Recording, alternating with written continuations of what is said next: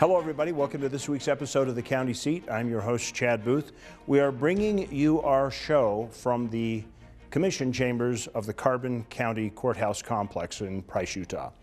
We are here today to explore a topic that nobody wants to talk about and a lot of people in rural Utah do not recognize.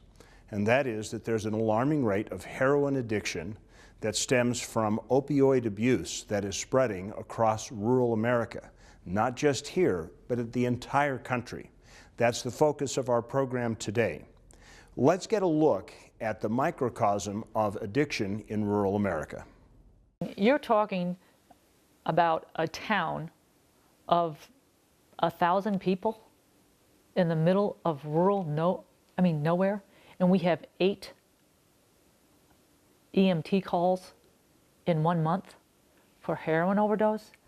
Since I came on board as a felony prosecutor in 2006, we've had constant growth in our caseload. To the point now we're nearly double what our caseload was when I began prosecuting. In the last year, we had over 190 overdoses in our hospital. And between the ages of 14 and 36, there were 80. There is no group of people that's exempt. Every socioeconomic class, it doesn't matter what church you go to, what school you go to, how much money your parents make, how much money you make, what job you have, it affects everyone. I had met with a sheriff from a small county in North Dakota that has 2,500 people in it.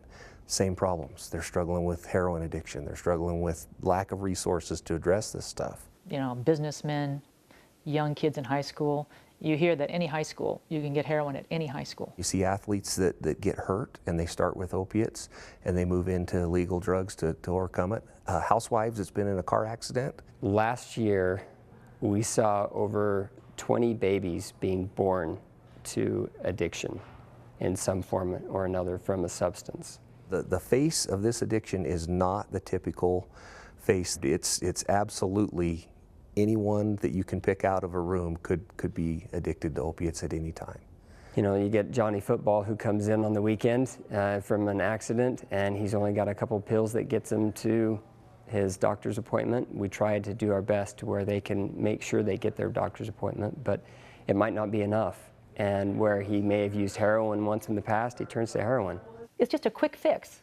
But once you get on this stuff, you can't get off of it. Our problem here in Carbon County is enormous. It is a big problem. Every family in Carbon County is affected with this issue, I can guarantee it. You will start to see people that are getting involved in the drug community. You'll start to see them on the fringes of the reports. They'll be involved, but they're not the main suspect. And then it's sad to say, but you can see it coming. I'm going to go out on a limb and say that 80% of the criminal conduct in Carbon County is related to drugs. The drug issue in rural Utah is our biggest problem that we deal with day to day. And at the rate that it is growing, we're getting to where we can't handle that. You know, it's too much for our small law enforcement team. The resources that we have here are limited as well when it comes to inpatient facilities. With funding. The sad thing about it is if you don't have insurance, there's only so much funding that we do have in order to be able to help the people. With the limited resources in rural Utah, we have one option, and that's our local Four Corners Mental Health, and all they can do is all they can do. They're handling every piece of the pie, not just the legal piece. Drug courts have shown that prosecution, law enforcement can work hand in hand with treatment, and we can build good programs that supervise people and give them the structure and support they need to be successful. Most of the people that we see with addictions are not criminals. So now that we have a look at the problem, the solution is equally complex and difficult to achieve. But we will tackle it when we come back on the County Seat. There's a little place on a Utah map where I was raised, where my heart's at, where the sagebrush grows wild and high, and the stars come out at night. Oh, there ain't nothing like being raised in the basin with a Ute reservation, skiing starvation, that Duchesne County life. Kanab, base camp for your southern Utah adventures.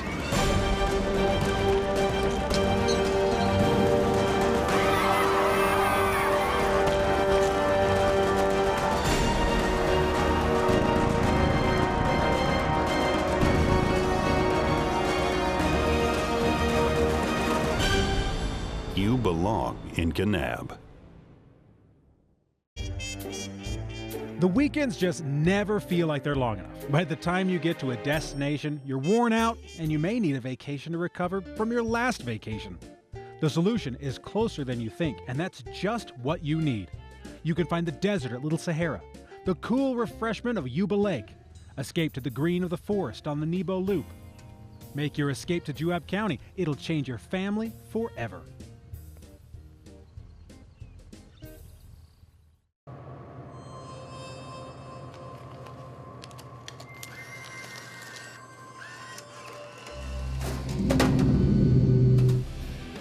Unlimited opportunity for adventure. It's all about knowing where to look.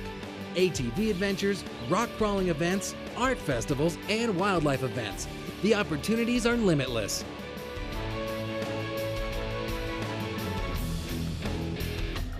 Pick your adventure in Millard County. Welcome back to the county seat. We are talking today about the opioid problem and heroin addiction in rural Utah. Joining us for our panel discussion is Karen Dolan, who's the executive director of the Four Corners Behavioral Health Group. Thank you, Karen, for joining us. We have Jake Mellor, who's a Carbon County Commissioner down here in Price, Utah, and we have David Cunningham, who is the health officer for the Southeastern Utah Health Department. Thank you all for joining us. So we kind of have an idea now of the scope of the problem, and we see that it's big. I think it's important to acknowledge that Carbon County is not just in the pool, it's at the head of the pool. Maybe you can address that for us, David. I guess just a little background of where I'm coming from. 23 years ago, I worked in substance abuse. I was the program director in some chemical dependency unit.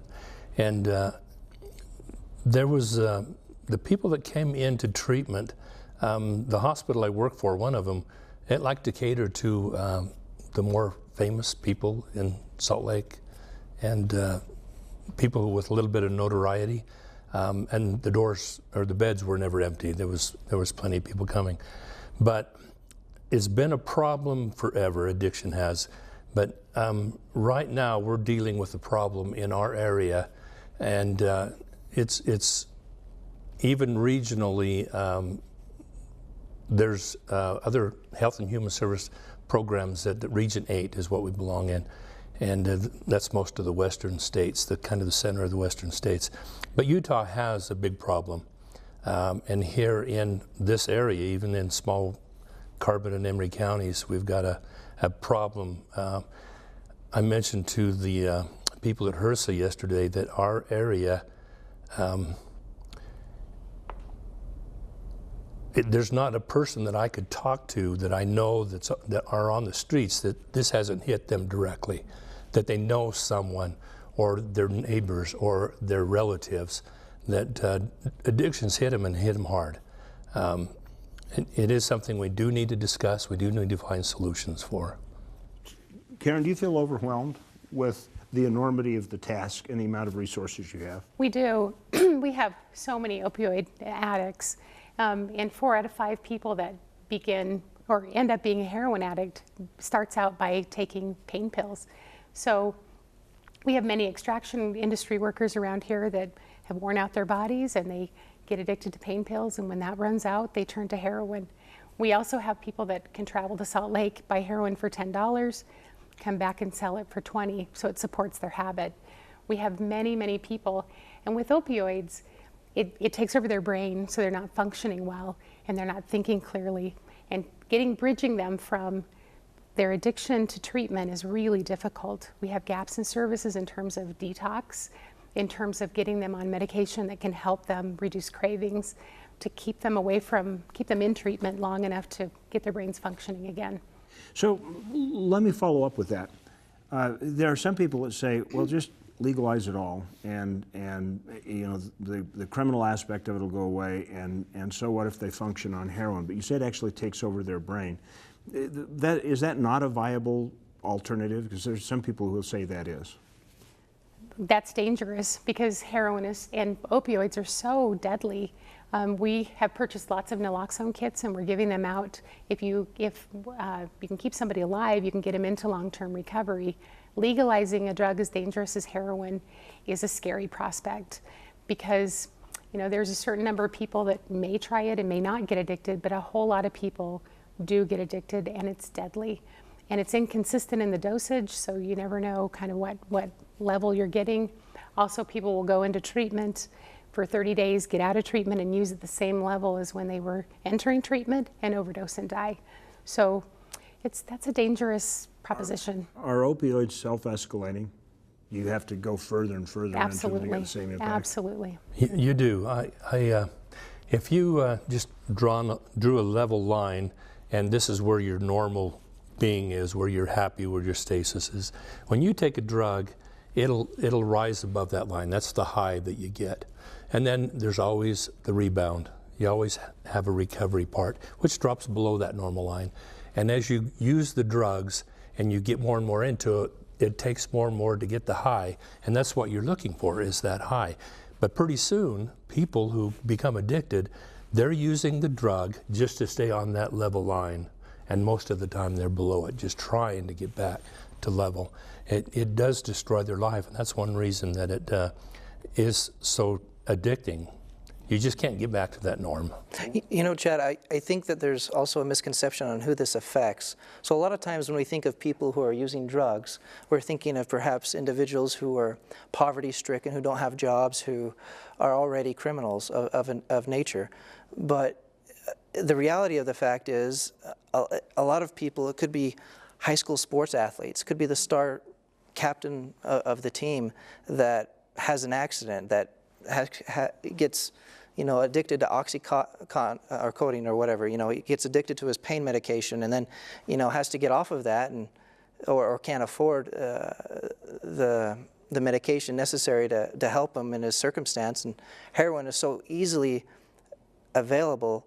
Other drugs on the street are so easily available that your normal everyday citizens, people that have good jobs in the community, students at school, from good church-going families, this actually affects all of us in rural Utah. Great. This is a good point to take a break. We will pick up with this topic when we come back right here on the county seat. We're talking about heroin addiction in rural Utah.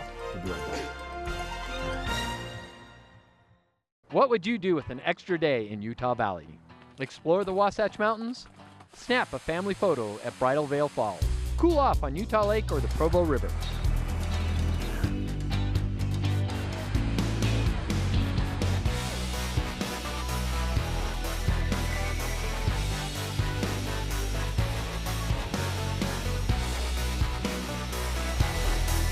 No matter what you're searching for, you can find it in Utah Valley. Bring everyone together. 149 million years in the making, dinosaurs once roamed this land. Now they're found at the Dinosaur National Monument. Let's take you beyond the bones. We call it Dinosaur Land. You'll find it offers adventures and sights not seen anywhere else in the world. Come to Dinosaur Land, Vernal, Utah. You'll want to stay forever. The dinosaurs did. Let's be honest, you don't know much about Beaver County. Well, let me tell you about it. It's the birthplace of outlaw Butch Cassidy and inventor Philo T. Farnsworth. Some of the best skiing in Utah is at Eagle Point. You've got camping, Canyon Breeze Golf Course, Crusher and the Tushers, Beaver Territorial Courthouse, snowmobiling, renewable energy, Pioneer Car Show, Squeaky Cheese, ghost towns to explore, best water in the country, Paiute ATV trails, Old Frisco Kilns, horse races, hunting, fishing, and it's a good place to live.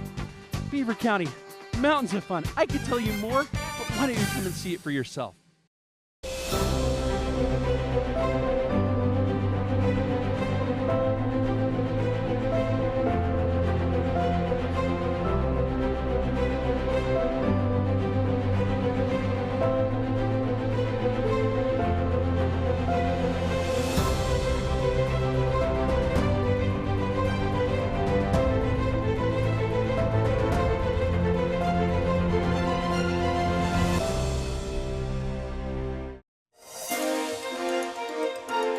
Welcome back to the county seat. We are talking today about heroin addiction in rural Utah. We've kind of covered some of the basis, a little understanding of how this works and why we have to make it a problem. So we've looked at the statistics, we've looked at the numbers. It's Christmas time, Santa Claus wish list, and he's going to let you fill it out. What's on your wish list? What would help really solve this problem and turn things around? Well, I would say at this point we have a patchwork quilt of small amounts of money that pay for people who can't afford treatment. The very best treatment outcomes in the country are for those who are pilots and doctors. And that's intensive treatment initially. It's a lot of supervision, it's drug testing, it's a 5-year program. Very, very intensive, and they have the best outcomes. What we have now, maybe 28 days, maybe an outpatient program. Most of the people that come in for treatment don't have funds. We've written pieces of grants from the Department of Health. We have a little bit of Medicaid. We have some federal block grant funding, not enough funds. The best treatment outcome, the best that you can do for treatment for these people are help with detox, help with inpatient, long-term supervision, structure, and treatment to give them enough time, their brain's clear, they're able to get into long-term recovery. And we've seen it. We've seen a lot of people enter long-term recovery, get their lives back together.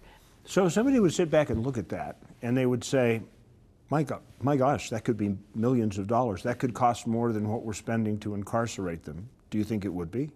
I think it would be a lot cheaper than incarceration. Absolutely. Incarceration is $25,000 to $30,000 a year.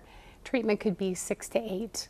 And people keep their children and get their lives back and become taxpayers instead of tax users. And they don't die. And there's great benefit. Drug addiction, it destroys the whole family. It's not just the individual. And when you do the incarceration, you might just think, okay, is it cheaper to do that than to get them treatment and to get them squared away?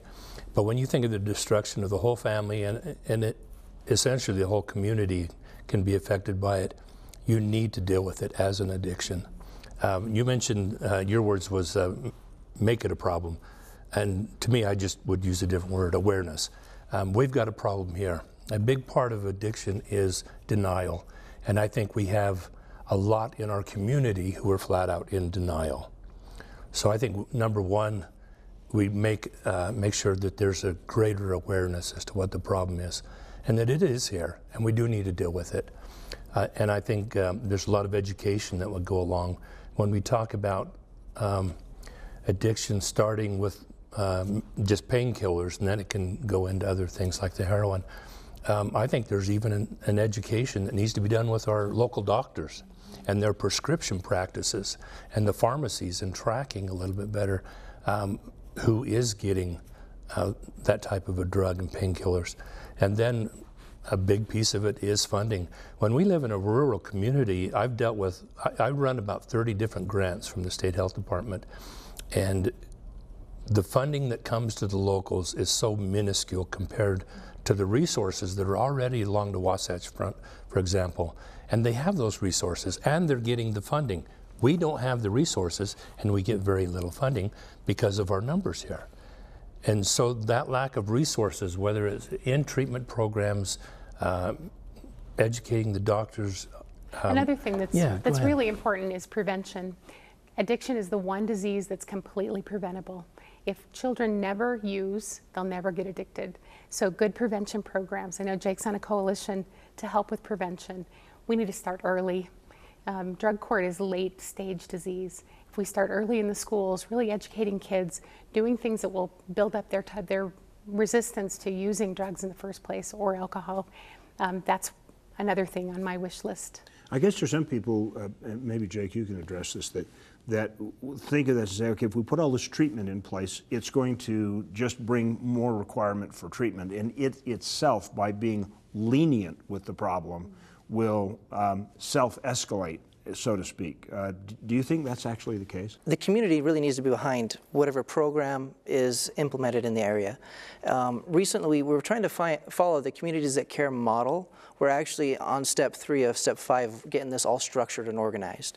Our coalition that we actually have formed is called the CARE Coalition for Carbon, Addiction Reduction, and Elimination.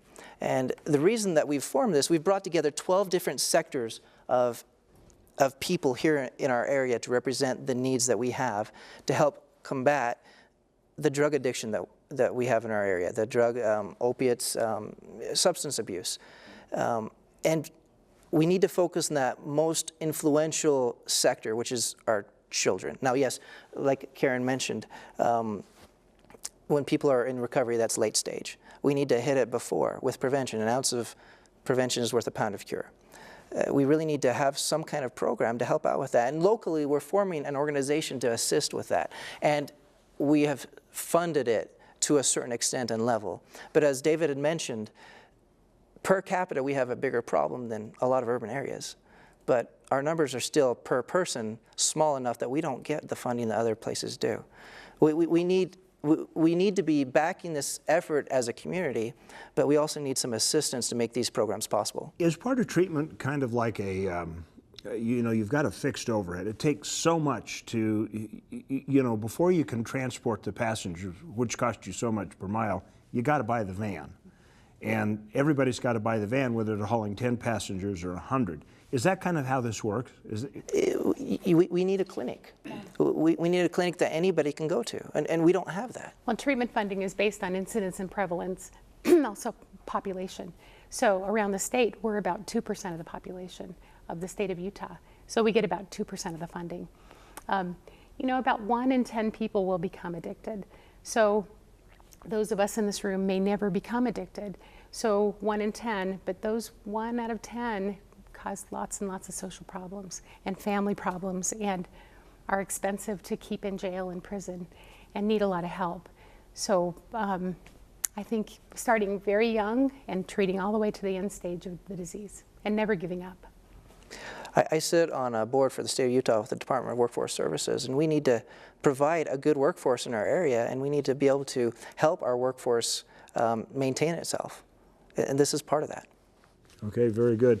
We're going to take a quick break. We'll come back with the county seat. We're talking about heroin addiction. I'm going to ask our panelists to come up with a plea to our state leaders and federal leaders as to what they think needs to happen when we come back on the county seat.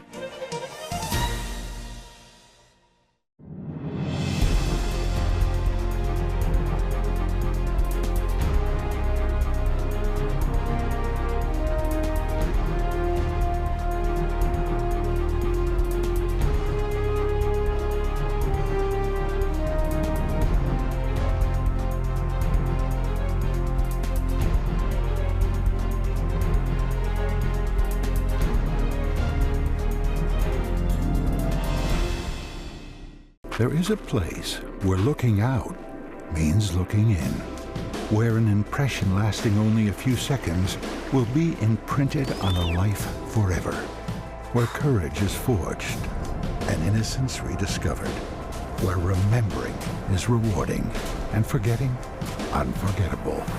There is a place where truth is felt and where seeing is believing. There is a place. Color, it's something that can be seen. But have you ever wanted to reach out and touch it? Experience it. In San Juan County, Utah, color comes to life like nowhere else on earth. Color can be more than an abstract. Color can be your gateway to a new world. Visit San Juan County and explore the past, present, and future in a way that you've only dreamed of.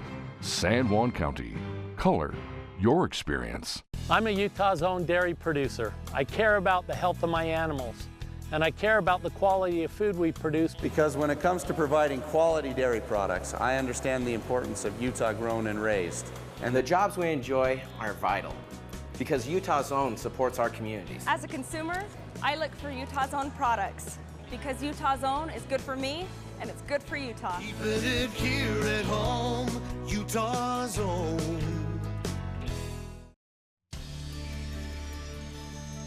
Welcome back to the county seat. We are talking about heroin addiction in Utah. We've kind of covered what needs to be done, what the scope of the problem is, but we still, as of right now, you don't have the help you need in rural Utah. So right now, let's just assume that the governor, the legislature, all the federal agencies, all those guys are watching the show right now, and you've got 3 minutes to talk to them. What are you going to ask them? Well, I would say we have a very serious problem. We have a lot of young people dying, a lot of all-age people dying of overdoses. We need funding for naloxone to keep them alive. We need funding for detox. We need funding for inpatient treatment and long-term support, treatment and supervision combined together to help these people get back to functional lives. One of the things I see with, we can have a legislator, a local one, who can raise enough money during his legislative session to dredge a lake. And to do some things locally that's great things, but we're talking about people's lives, and we're talking about their families and destruction of that. And I think if they would look at when their funding goes for a health issue like this, whether it's to mental health or public health, the formula to disseminate the dollars usually goes population-based. And what they need to do is look at need. And I think our area is a hot spot, and the need is there. And I think if the funding could be brought through our local legislators, even nationally, we even mean not much less to them, but our local legislators, they can bring the dollars to us. They can funnel that, and they can do it according to need. Sounds like you need to invite them to come down and see the problem firsthand. Yes. You know, we need to fund prevention as well. And like you mentioned, we need to bring them here and help them see what kind of an issue we really have. They say that we're less than 2% of the population in the state of Utah, but we're far more than 2% of the problem. And that's not unique to Utah. A lot of rural places in states throughout the country have that same issue. They receive almost no funding, they have almost no resources, and they have per capita more of a problem than a lot of the urban areas. And so there's a lot of things that we need to be doing here locally in rural Utah to bring awareness to our legislators so that they understand what kind of a problem we have, and they can help us strategize to how we can prevent those problems. Right now with the youth, if they want something, whether it be illegal or not, or however they get it, it's not hard for them to get it. If they want to go out there and they have a need, whether it's an addiction or curiosity, they can get it. And so we need to focus on education, we need to focus on prevention, we need to focus on every stage, but primarily I think where we're going to have greatest success is before it starts. Thank you so much for joining us for this conversation. Appreciate it a great deal. We'd like to thank all the people who participated in this particular episode, and we'd like to encourage you to have the courage to really face this problem and have a discussion about it with your family, your friends, your legislators, and other people in the community. That's it for the county seat. Remember, local government is where your life happens. Be part of the process. We'll look for you next week on the county seat.